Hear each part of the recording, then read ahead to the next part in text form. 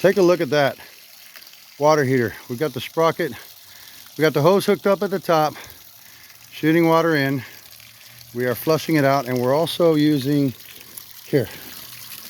we're also using metal copper rod to prod around in there and loosen up the chunks. So this thing was about this full of calcium buildup. Look at this. That's what's going on inside your water heater. And in this case, it has two heating elements. The bottom one was broken and covered in calcium. The top one was still okay, but I'll give you an example of what it looks like right here. So if you want to flush your radiator, you need a helper for sure. I'm sorry, your water heater. So this is the old heating element right here, which was still operational. And when you ohm them, you hit these 2 points here and here with your meter, and it should read between 12 and 20. That one did read about 13 or 14, so that one was still good. But I'll show you the old one. See what we got going on here. For anybody who wants to flush their water heater. So where is the old one? Right here. So this is an example of a new one right here. Okay.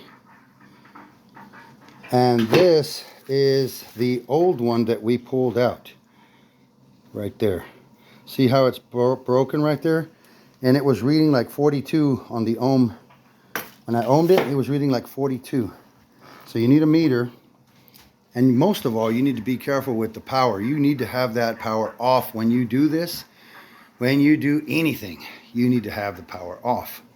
So what we had to do is we had to disconnect it from here and completely take it outside for a proper water heater flush. We got chunks and chunks coming out of here. What we're going to do now, we're going to get as much out as we can with this prod and the water hose, right? And then what we're going to do is we are going to seal off the bottoms. We have a gallon of vinegar here.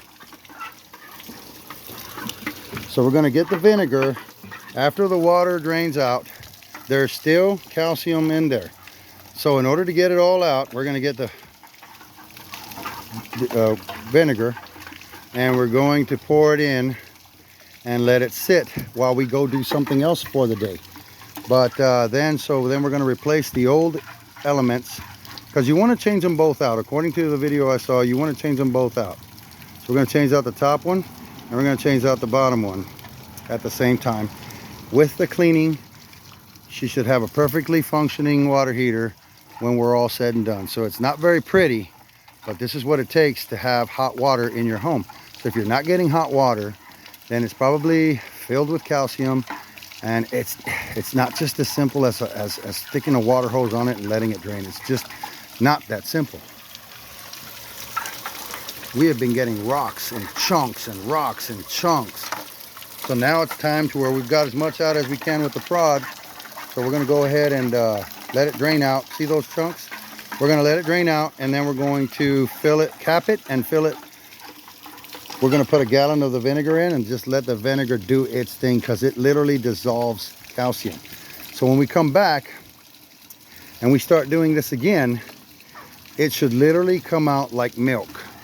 That's what we want to see. We want to see milk. Another technique that we're using is we would lay, after we got so many out and we couldn't get any more, we would lay the tank back on its back with water running in it, roll it side to side, and you can hear it sloshing inside.